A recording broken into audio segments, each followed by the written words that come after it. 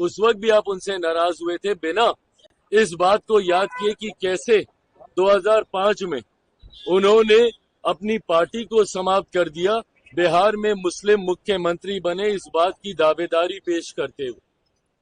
तो आपकी नाराजगी मेरी सर आंखों पर, और मैं मुसलमान समाज के हर एक व्यक्ति से मैं कहना चाहूंगा कि आपकी नाराजगी मेरे सर आंखों पर हकीकत है कि मेरे नेता ने भी हमेशा समर्पण भाव से सामाजिक न्याय की लड़ाई रामविलास के ऊपर सवाल उठाते हैं। मैं उनको भी कहना चाहूंगा कि आपकी नाराजगी मेरी सर आंखों पर, कोई दिक्कत नहीं। आपकी नाराजगी तो मेरे उस पिता से भी रही थी जब उन्होंने 2014 में एनडीए का साथ देने का काम किया।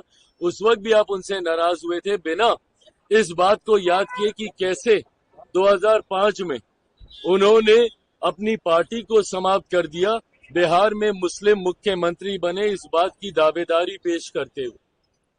तो आपकी नाराजगी मेरी सर आंखों पर, और मैं मुसलमान समाज के हर एक व्यक्ति से मैं कहना चाहूंगा कि आपकी नाराजगी मेरे सर आंखों पर हकीकत है कि मेरे नेता ने भी हमेशा समर्पण भाव से सामाजिक न्याय की लड़ाई लड़ने का काम किया था। मेरी रगों में भी उन्हीं का खून है, उन्हीं के संस्कार हैं।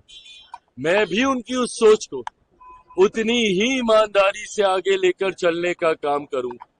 वक्त बताएगा कि चिराग पासवान के द्वारा लिए गए फैसले आपके हक में थे या नहीं थे, पर तब तक अगर आप मुझसे अपनी नाराजगी भी अगर आप रखेंगे तो बस इतना याद जरूर रखिएगा कि चिराग पासवान का समर्पण न सिर्फ उस समाज के प्रति है, अल्पसंख्यक वर्ग के प्रति है, मुसलमानों के प्रति है, बल्कि उससे बड़ा समर्पण मेरे नेता, मेरे पिता आदरणीय रामविलास पासवान जी के विचारों के प्रति है।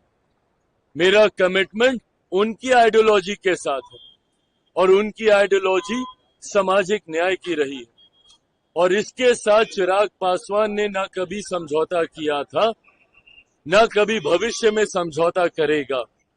चिराग पासवान के द्वारा लिया गया हर फैसला, मेरी पार्टी के द्वारा लिया गया हर फैसला मेरे पिता के विचारों को मजबूत करने की सोच को प्राथमिकता देने की दिशा में लिया जाएगा।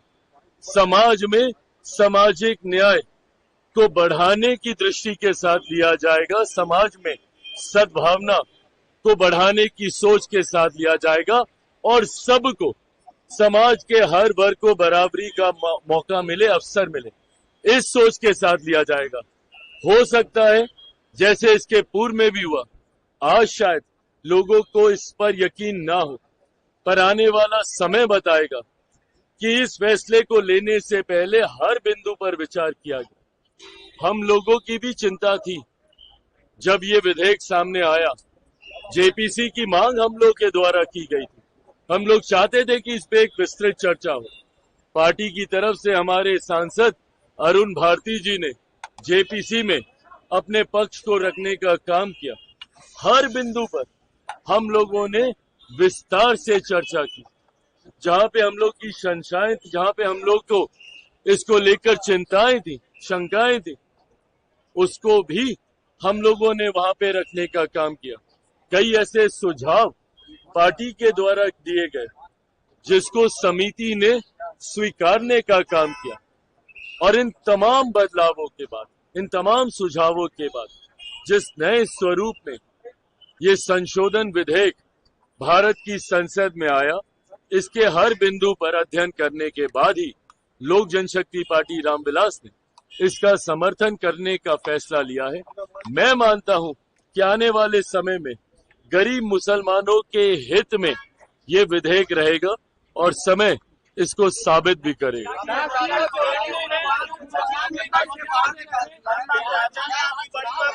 और जो 2025 में बिहार विधानसभा चुनाव है, विपक्ष साफ कह रहा है कि जो 17% जीतेगा उसका सीधा नुकसान होगा सत्ता पक्ष को। क्यों कोई ये नुकसान करना चाहेगा, बताइए ना मुझे।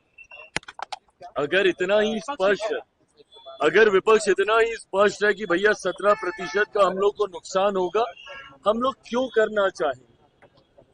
हम लोग चाहते हैं कि समाज में बराबरी का एक माहौल बने, अमीर और गरीब के बीच की लड़ाई को कम करने की सोच के साथ मेरी सरकार कार्य कर रही है। ऐसे में कुछ मुट्ठी भर लोग जो यहाँ पे बैठकर निर्णय लेते थे, तकलीफ से उन लोगों को होगी। इससे मुसलमान समाज में एक बड़ा वर्ग ऐसा है, गरीब मुसलमानों, जिनको मौजूदा संशोधन जो हुए हैं उसका लाभ उनको मिलेगा।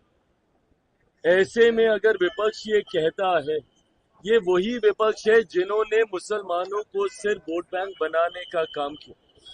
2006 में आई सच्चर कमेटी की रिपोर्ट ने स्पष्ट तौर पे मुसलमानों के हालातों का जिक्र किया। 2006 से पहले किसकी सरकारें थी? केंद्र में लंबे समय तक कांग्रेस समर्थक सरकारें रही। बिहार का अगर जिक्र करें तो पूरा 90 का दशक और 2005 तक लालू जी की सरकार थी।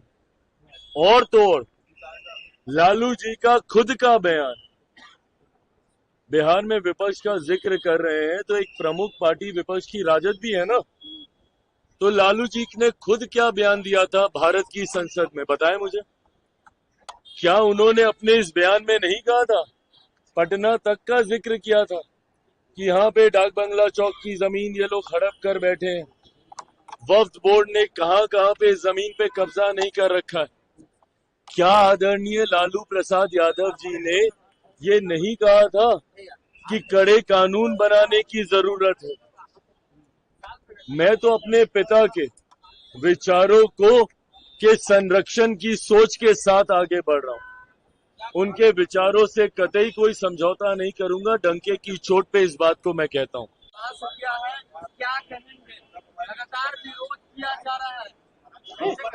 देखिए, ये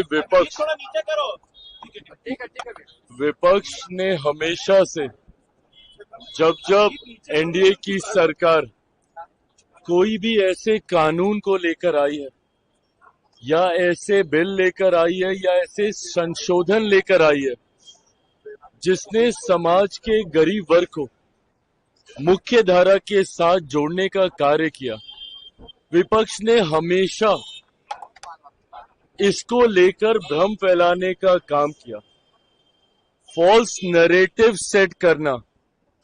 विपक्ष ने हमेशा इस कार्य को करने का काम किया है। जितने भी दल हैं, इन लोगों ने जनता के बीच जाकर भ्रम फैलाना, झूठ बोलना, फॉल्स नैरेटिव सेट करना, निरंतरता में ये काम जितने भी विपक्ष के घटक दल हैं उनके द्वारा किया गया।